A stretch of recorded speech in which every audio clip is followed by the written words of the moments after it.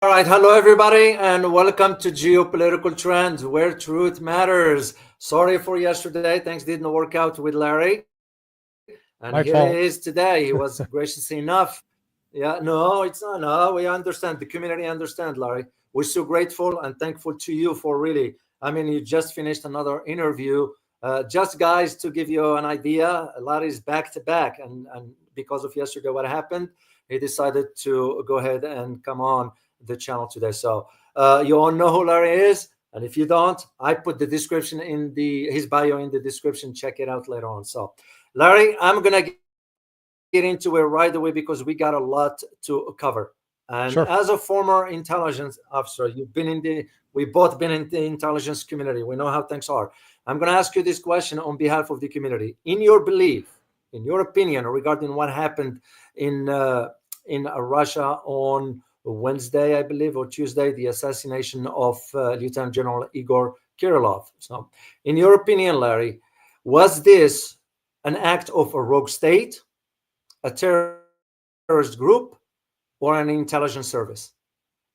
Well, I know a lot of people are calling this terrorism, and Mm-hmm. I'm going to be a stickler about it. I think we need to reserve the use of the word terrorism Mm-hmm. for acts of violence against civilians for political purposes.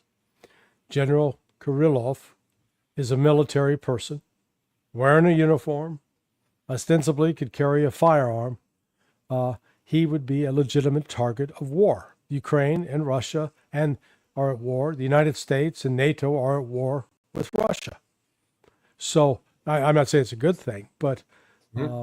I draw a distinction between that as compared to when Israel's bombing civilians in Gaza. That's terrorism. When the Ukrainians launch attack of missiles at civilian targets in Mm-hmm. Kursk, there's no military presence. That's terrorism. So let's keep them separate.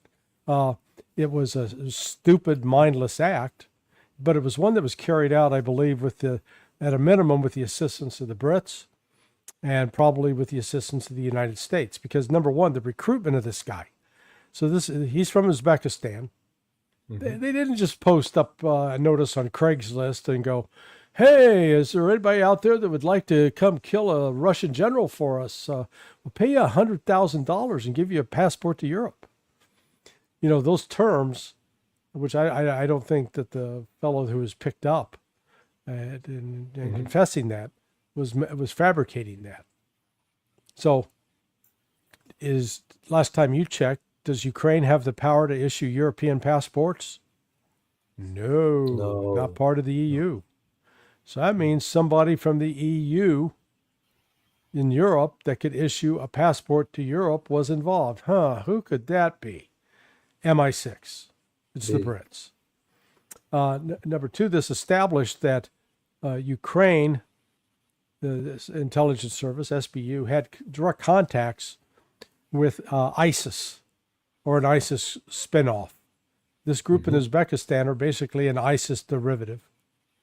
So this lets you know that these neo-Nazis in Kiev are climbing into bed with these radical Islamists, and I'm sure they approached them and said, "Hey, we need somebody that can go get into Moscow and carry out the following kind of attack." And that person's going to has to be qualified to know how to properly arm an explosive device, how to Mm-hmm. plant the explosive device, maybe even construct it, build it in country, or figure out a way to drive it from Uzbekistan all the way. Uh, so um, this was not some dummy. I know they're trying to portray the guy as not that bright. Sorry, he had to. Yeah. First of all, he had to go get the car, and then he had to buy the scooter.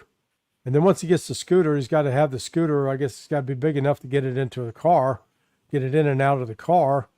He's got to find some place where he can plant the explosive so that it's inobtrusive, that's not readily Mm-hmm. visible. And it's not just your typical explosive with the timer you put on it. This thing's going to be remotely detonated. So how's that remote detonation going to work? So you have to establish that you actually got a signal that you're not in a dead zone. where there's no Wi-Fi coverage. So he had to have some skill in that capacity. Then also, he had to buy a camera because he had to set up a surveillance camera that would have the entrance covered, because the people who were going to detonate the explosive that this guy planted on the bike were supposedly sitting in Kiev. They weren't there.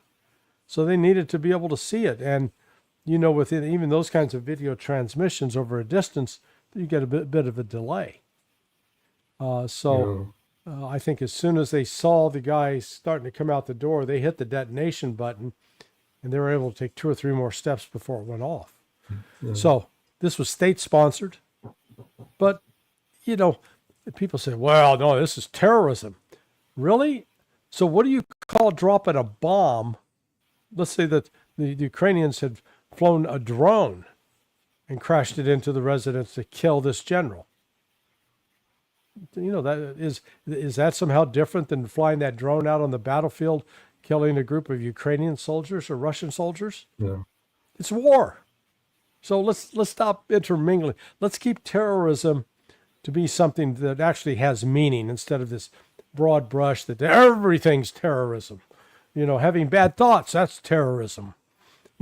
Threatening to punch me in the nose, that's terrorism. No, terrorism is the use and acts of violence against civilians for political purposes. Period. End of discussion. Indeed, well, that is the reason why, Larry, I wanted to talk to you about this one, because given your background with the State Department for the counterterrorism approach, whatever, you will be in a better position to really decipher facts from fictions regarding this. Now, the thing, Larry, that I am and I got a lot of questions. The first one is why this guy? Why Lieutenant General Igor Kirillov, but not some other, let's say, Shoigu, let's say someone else? Why this guy? Well, he had engendered the wrath, not just of the Ukrainian military, the intelligence services, the CIA, and British intelligence, but also Western pharmaceutical companies. He was really the lead in telling the Russian military, hey, there are these biolaboratories out there. We need to get out there and get on these to find out what they are, tear them apart, gather the documents before they can be used against us. And I guarantee you, those biolabs, these were containment laboratories. They were, I know one in particular that was built in 2010 by a company called Black and Veatch out of Kansas City, out of Overland Park, Kansas, of all places, near my hometown where I grew up. And this was a BSL-3. Well, there are only 4 possible levels. 4 is the highest. But a BSL-3 laboratory is where you prepare biological agents that can be used as an offensive weapon, which is exactly what they were doing. And who were they doing this with? It wasn't just some run-of-the-mill scientists. I'm sure they had contacts with pharmaceutical companies, people like Moderna, for example. I don't know if Moderna was specifically involved with this effort, but it'd be that kind of level. Interesting. Now, the optics, Larry, and I am sure you will understand the optics of an event like this happening in Moscow. Now, if it was on the border, it's a different story. But in Moscow, you're talking at the heart of Russia. Does this suggest that the FSB missed something? That this suggests Russia might be weak, as we might think that no, Russia is strong and so forth? How do you read this up? The optics of well, no, it's just there was a security gap, and the SVR, the Ukrainian intelligence, exploited it. They when these kinds of incidents happen, everybody we're geniuses with 20/20 hindsight. I guarantee you right now that if Russia decided, okay, we're going to pay back the United States for allowing these attack of missiles, and we're going to start assassinating Secretary of Defense Lloyd Austin, Chairman of the Joint Chiefs Charlie Brown, they'd probably be able to pull it off, because those guys don't normally get the kind of security, or let's just say that General Cavoli, the commander of EUCOM, they don't necessarily travel with a heavy security detail.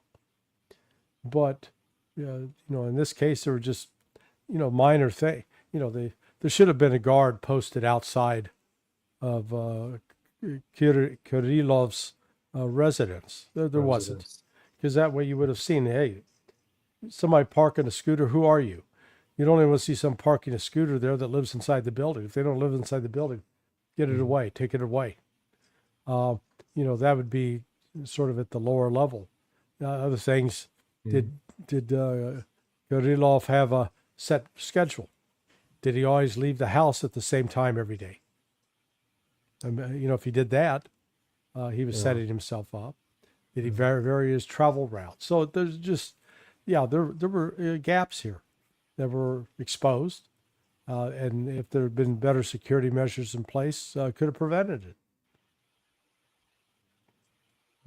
Because you and I know, Larry, usually a movement of general is not disclosed. Shouldn't be. So it was, and he was like, wait a minute. Well, clearly, the SVR, the Ukrainians had gathered a lot of intelligence on the general, where he lived, and put together a pattern of life. How he moved, what he did, that's where when you're in those kinds of positions, you need to be unpredictable. Interesting. So now, what will we expect from Russia? Now, what will Russia do? What kind of a response do you anticipate Moscow's going to decide on, the Kremlin or Putin, for that matter? They already bombed today the SVR headquarters, SBU headquarters in Kiev, and killed several command center, and reportedly killed several high-ranking officers. So, it's tit for tat. The Ukrainians killed one, and the Russians have now killed 6. Ukraine comes out on body count wise as a loser, but it does. These kinds of back and forth killings, they don't change anything tactically or strategically on the ground. It's really sort of a meaningless act, but it's it's somewhat reminiscent of what the Germans did in the final days of World War II, where they were launching the V-1 rockets into London, and most of them were shot, a lot of them were shot down. Many of them fell aimlessly and didn't hit any. They're just killing civilians. Again, it was a terror campaign, not a military campaign. Well, it was the idea of now, because a lot of, at least for me in my community here, with the viewers that some of them send comments and so forth, suggesting like, well, when will Putin ever make a decisive decision to sort of put an end to all this? Will he be making the same mistake Stalin did when he trusted at that time Churchill and the Eisenhower, I believe? I don't know. What do you think, Larry? Is Putin will be making the same mistake? No, I don't think so. Putin obviously has learned some things and has admitted that he was taken advantage of. That he was too trusting of the West. But he's learned that. Not that he said, we're not going to make that mistake again. The Russians are pursuing a strategy that they've decided on, and they're not going to be driven to it by other people. So, and frankly, I find it's laughable that a lot of these American critics of the people who say, "Oh, Russia's weak," because look, they haven't been able to defeat Ukraine in almost 3 years. Really, Mr. Tough Guys? How'd you do against those Iraqis? Oh, that was like 16 years, and what? You beat them? Oh no, you didn't. Hey, how about the Taliban, man? You kicked some booty there, didn't you? No, you didn't. We lost. We got driven out.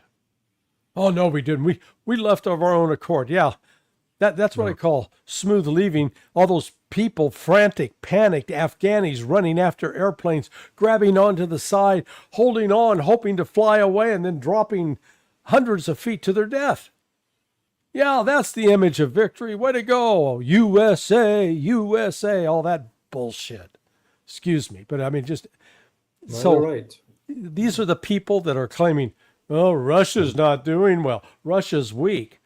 Look in the mirror, folks. You're in no position to talk. What has Russia accomplished?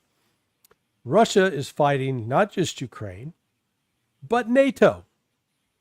The entire NATO intelligence apparatus is working with and for Ukraine, supplying them weapons, supplying air defense. They used to be able to supply air defense, except Russia's destroyed most of it.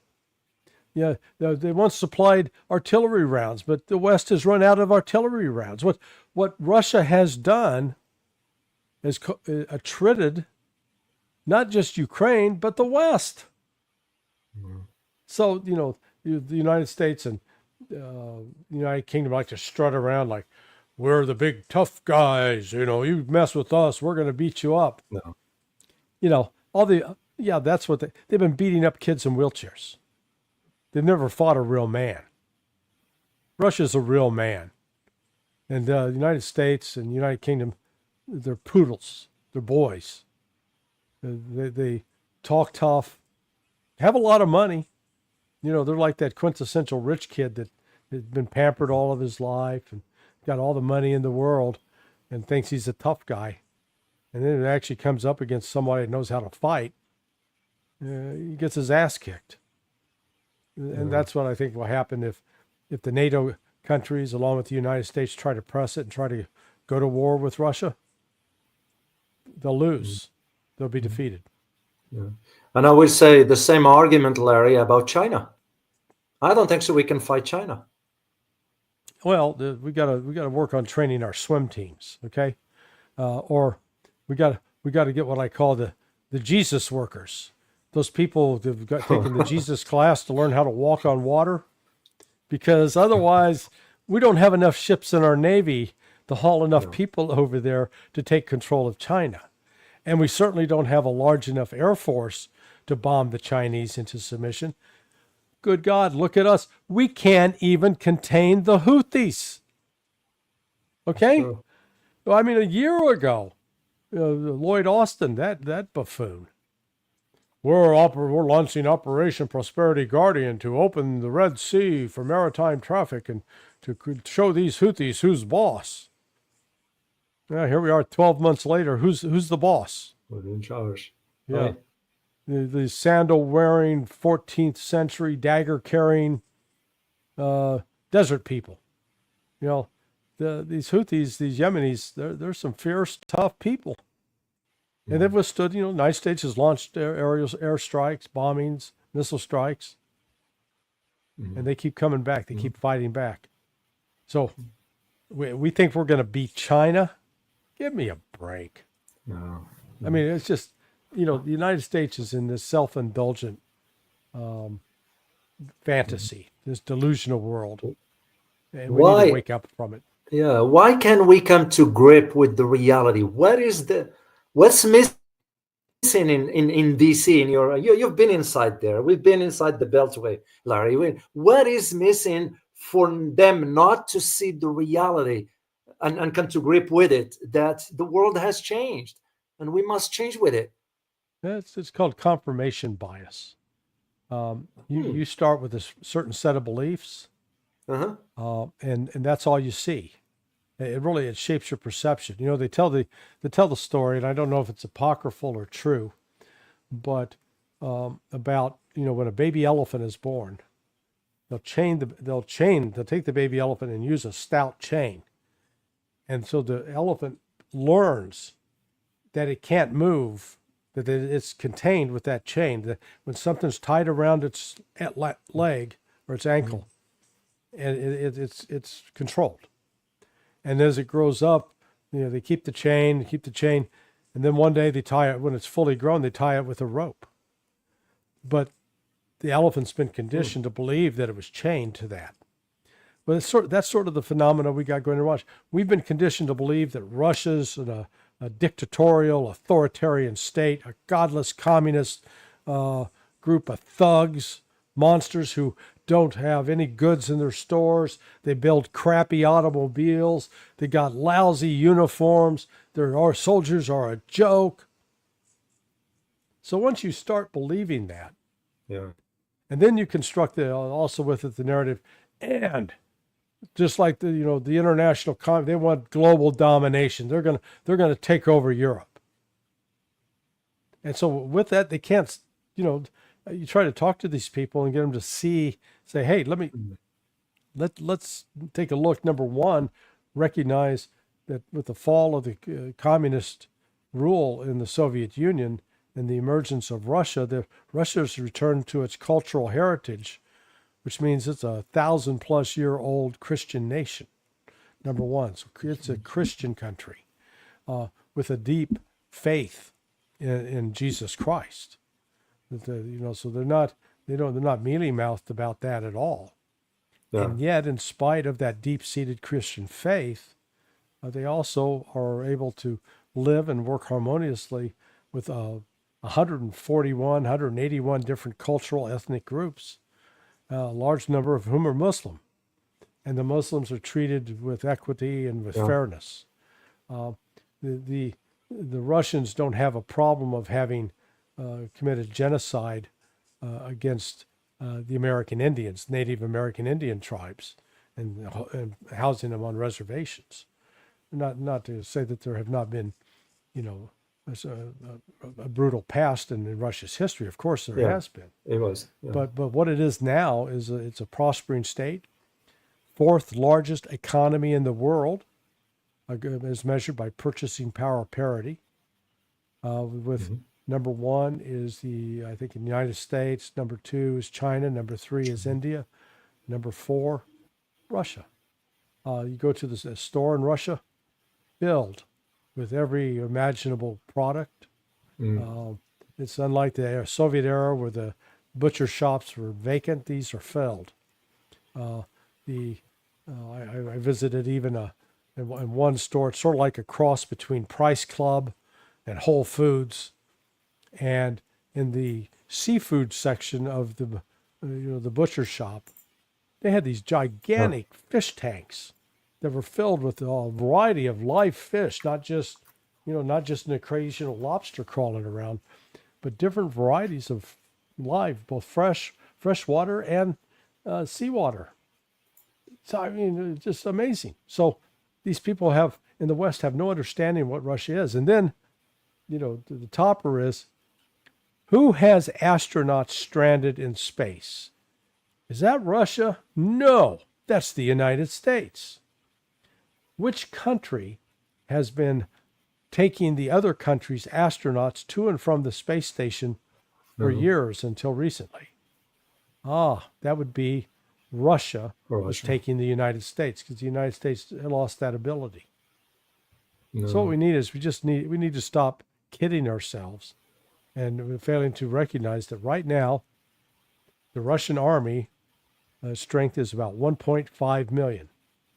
U.S. Army, active duty, 452,000. No, 400. Wow. Less than 500. And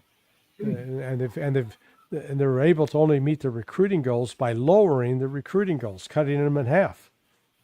You say they wanted to recruit 70,000 new soldiers a year. They cut it down to 35,000.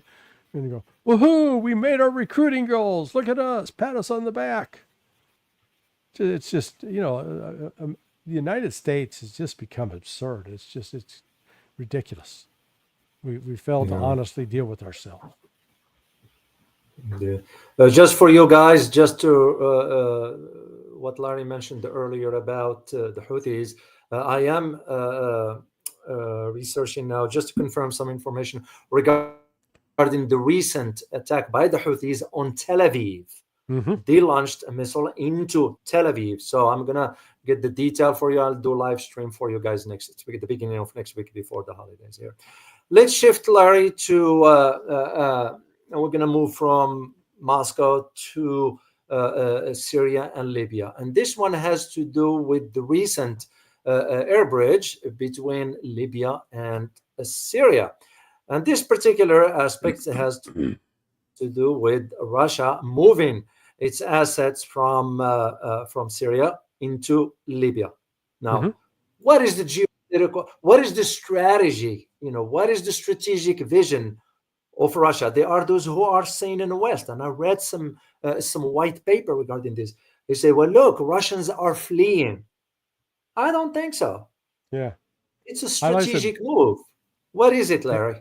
Yeah, well, you neither you or I have seen any videos comparable to the videos that were coming out of Afghanistan in Kabul in August of 2021, when that's called fleeing. Where you're leaving everything behind. You're leaving tanks and vehicles and artillery pieces and billions of dollars worth of equipment. You just run off and left it. Didn't have time to pack it up. In contrast to that, Russia has not been fleeing from its base at all. In fact, both Turkey and HTS, Hayat Tahrir al-Sham, the ISIS terrorist group, have asked the Russians to stay on. And Russia's like, maybe we will, maybe we won't. But in the meanwhile, they're moving to establish a base as well in Libya at the invitation of the Libyans. So this is, I think that's an important development. One of the comments have been, Russia's in trouble. It's losing its base in Syria. So it's now it's not going to be able to make it to Africa. And it's like, are you kidding me? Just please. No. This is the flight time now from Russia to Libya will not be much longer than it would have been to Syria, number one, but it puts the Russians in better position to deal with anything in Africa. I don't think the Russia's actually going to give up all of its presence in Syria. They're biding their time. They're waiting. They're in a wait and see mode. The West is always judging Russia in Western terms, because what the West would have done in this circumstance is, if we would have had a client like Bashar al-Assad, and he wasn't doing what we wanted him to do, we would have taken him out ourselves and replaced him with somebody who was going to be obedient. Get rid of, we got to get the right boy in there. Well, that's not how the Russians operate, because the Russians have been counseling Assad, hey, you need to sit down and negotiate with Recep Erdogan, the president of Turkey. You need to start paying your soldiers more. You need to conduct this training, these upgrades. Invited, you come to the BRICS where you can sit down and talk to Erdogan, as well as, meet some other key leaders. And Assad said no to all of that. No, I'm going to be in charge. I'm not going to negotiate with Erdogan. And so, Russia, instead of acting like the United States and killing Assad, taking him out and replacing him with somebody who was going to do their bidding, recognized that, hey, Syria, you're a sovereign state. If that's how you want to do it, that's how you want to do it. We're not going to force our will on you. Same thing from Iran. That's the exact same way how Iran behaved. So they walked away from it. And as they walked away, the Syrian army had already been compromised by foreign intelligence. Again, Brits and Americans supplying the money, and and doing the ambitions with Turkey, playing into their ambitions. There were a lot of different interests at work here. There wasn't one sole interest or one sole purpose in getting rid of Assad. I described it in an earlier interview that this is akin. Let's say you got four people together. Got Israel, Turkey, United States, United Kingdom. So therefore, you're all going to buy a house. Okay? What you want to buy the house because, hey, I'm going to move in here, bring my family, bring my mother and father and cousins. Big house. We're going to live here.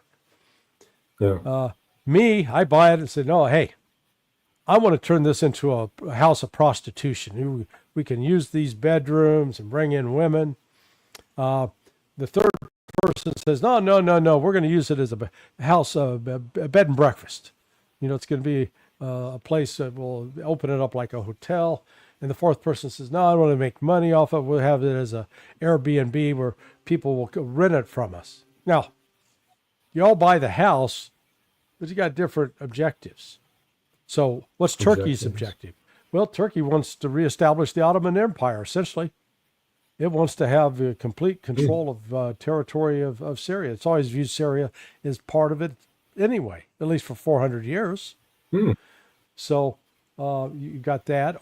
And then out east, they want to control the Kurds, because those damn Kurds have been a problem for Turks for years, not just 50 or 60 years. It goes back. But the Kurdish Workers' Party, the PKK, that was headed by Abdullah Öcalan, he was accused of carrying out terrorist attacks in Turkey. And so the Turkeys want to contain and control the Kurds. The Kurds want to have their own country. And who's backing the Kurds? Oh, that'd be the United States. So here now we get a potential conflict where the United States has to decide, are we going to abandon the Kurds or are we going to fight the Turks? And there are a number of members of Congress saying, damn it, you better back the Kurds.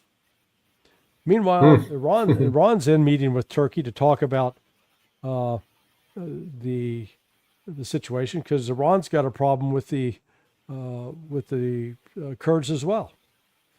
Then you got the Druze down south who are saying now they want to become citizens of Israel, and the Israelis chewing up big chunks of southern Syria, which sounds great on paper, except Israel doesn't have a massive oversupply of troops. What are they going to do? And then you got this HTS crowd, is Sunni Islamic extremists, with their current leader, al-Julani, pretending that he's a born-again Christian. So, I mean, it's a mess. It's chaotic. Nobody's in control. Wow. And we're still, even our presence there, it's almost like, what are we doing there besides stealing the oil? Well, that's what we're doing. That's what we're doing there. We're stealing the oil. We're allowing the theft of oil for what belongs to Syria. We're taking it and making sure that Israel gets it. It's not right. Let me go back to Russia in Libya. And my interest in this, Larry, because I've been watching the developments taking place. And I'm going to show the map here, guys. This is the map of the Sahel region from all the way to Mauritania on the west, all the way to Eritrea. Now, Russia has been in some talks with Sudan regarding the establishment of a base. Or of course, because we all know in Djibouti, there is a small, not a small, but a presence of US, Japan, and China. China's presence. I was in Djibouti back when I was still in Washington. I made a stop there for about a week or so. So I went there and just to see with my own eyes. And the Chinese presence was very, very, very small. But the Russian conversation with the Sudan, which we were objecting behind closed doors, could now the move of Russia from Syria into Libya, aimed at strengthening Russia's presence in the Sahel region, given that countries like Mali, Niger, Burkina Faso have kicked the French out, or all the imperialists are out. And this will pave a way for Russia to cement its presence, geostrategically, that is. Yeah.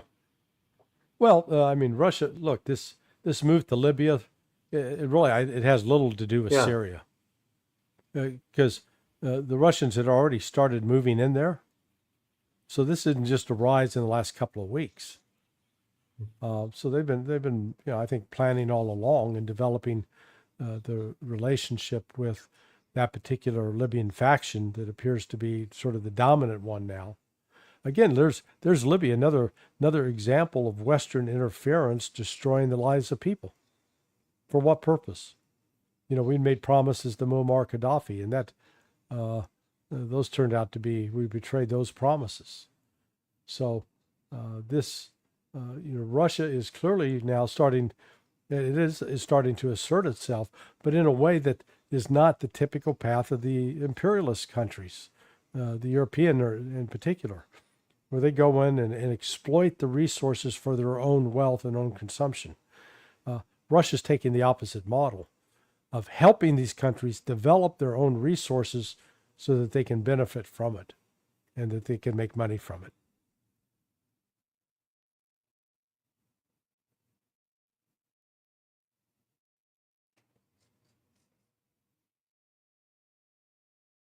And David, I think you froze up and went away. So let me make some other observations while the recording still goes on with respect to Russia's move into Africa. Russia and China are both moving to supplant the West. But in supplanting the West, candidly, the Europeans and the United States, they didn't have a vested interest in promoting peace between these different regions. In fact, and oftentimes, they'd almost help promote the conflict, because creating conflict gave the United States some leverage. So they could pit one nation against another, and oftentimes when they were getting access to uranium or other natural materials, it was on an exploitative basis. So that's what the big change is. I know that you froze up there, David, and went away, so I kept talking. I did. Well, thank you, Larry, because I couldn't see you. You'll have to tune in to find out what I said. I'm sure I'm going to listen again to this one here. Yeah. Now, the other thing, Larry, what will it be, in your opinion, and there is no doubt in my mind, for me personally, the way I see it, could also the move of Russia aim at NATO? In other words, saying to NATO, we are here because we all know NATO's been sending its troops to Mauritania to establish some training with Mauritanians. What the heck NATO is doing in Mauritania? Could the presence of Russia in Libya strengthen that argument? Well, I would want to know who is actually doing the training. It's one thing to say NATO training, but within NATO, is it Brits? Is it French? Is it German? Is it American? They may be operating under a NATO banner, but which country? Because there's not an international amalgam of different countries where they've created a training unit that has 2 from Germany, 2 from France, 2 from Britain, 2 from the United States, 2 from Italy, from Spain, go down the list. So I'd want to know who's doing the training in order to start assessing, what political shenanigans are at work. But it's clearly part of this continuing chessboard, this game of chess, where, Russia does know how to play chess. The West doesn't. Oh, yeah. For sure. What do you expect, Larry, when Donald Trump swears in, inaugurate the office on January 20th? What do you expect the trajectory vis-a-vis U.S.-Russia relations is going to happen? Well, let me first say what I would like to see is Trump come in and immediately cut off all aid to Ukraine, and then call up Putin and say, hey, this nonsense about moving NATO to the east towards you is going to stop. We're pulling the funding on that, and we're going to put an end to all these NATO military exercises that were directed against you, whether it's in the Baltic states or even in places like Poland and Romania. We're going to stop that because we're not at war with you. That would be ideal. Yeah. I don't think Trump's going to do that. I think Trump is going to come in and be pretty bombastic and say, this is what you're going to do it our way or the highway. I'm afraid that's the direction he's going, because he's surrounded himself with people of that mindset, which is, right now he's talking about continuing. The latest I saw is he said he's going to continue to fund Ukraine while insisting that the NATO countries increase their spending to 5%. Fund Ukraine to carry out attacks inside Russia, and Russia's going to step it up. I mean, Russia retaliated overnight for the killing of Kirillov by hitting the SBU headquarters in Kiev and killed several senior officers, according to reports. And then today, just the Ukrainians, not having learned a lesson, launched more U.S.-made ATACMS into Russia. So Russia's going to retaliate for that. And one of these days, Russia's going to hit a NATO base. Yeah, as long as Ukraine keeps this up, the possibility grows that the patience of the Russians will be exhausted, and they will hit some of the NATO bases, take them out of the war. Wow. Well, very insightful, Larry. I can't thank you enough, man, for really carving out time for us here, just to get a read into exactly, because you keep reading what's coming out of Western media, and it portrayed it's not the truth, not the reality how it is, but rather I call it manipulation per se, just to move the masses thinking into a different direction away from reality. And it's not just the media. Let's be clear about that. It's also the intelligence community is lying. We saw that. We saw that the other day when Donald Trump, in his interview with Time Magazine, was talking about the alleged casualties of the Russians, and he was using the same number that basically the Ukrainians are using. Well, that's what he's getting from his intelligence briefers. They're lying to him. They're not telling him the truth. And so, as long as they're not being told the truth, you get big lies make for bad policy. Yeah, for sure. So, well, all right. I can, on behalf of the entire community here, we say thank you very much for really carving out time for us here. Wishing you a happy holidays and Merry Christmas. And I look forward to having you next time. And as always, very, very grateful for your time, your wisdom, and your insights. Thanks so much, David. We'll see you in the new year. Roger.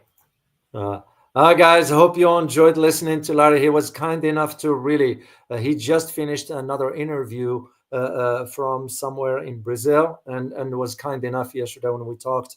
He told me I wasn't in an interview, but I'd be happy to come in. He felt bad about yesterday. I said, don't worry about it, man. Things happen. Look at me. I just froze I don't even know why. And by the way, guys, I already got a new laptop. So hopefully that won't happen again, but you know how it is. So I'm very grateful for your patience. So thank you for hanging out here, not giving up on me. If this is your first time here, guys, please hit the like button and also subscribe to this channel. And by the way, I will be releasing a video. I did an analysis for you about what's going on in Germany. Very, very an in-depth analysis. I'm going to be sending it to my editor with no soundtrack, so in the background. So I look forward to sending this to you. So as always, remember, geopolitics impacted daily life in more ways than one. Till next time, guys. Bye-bye.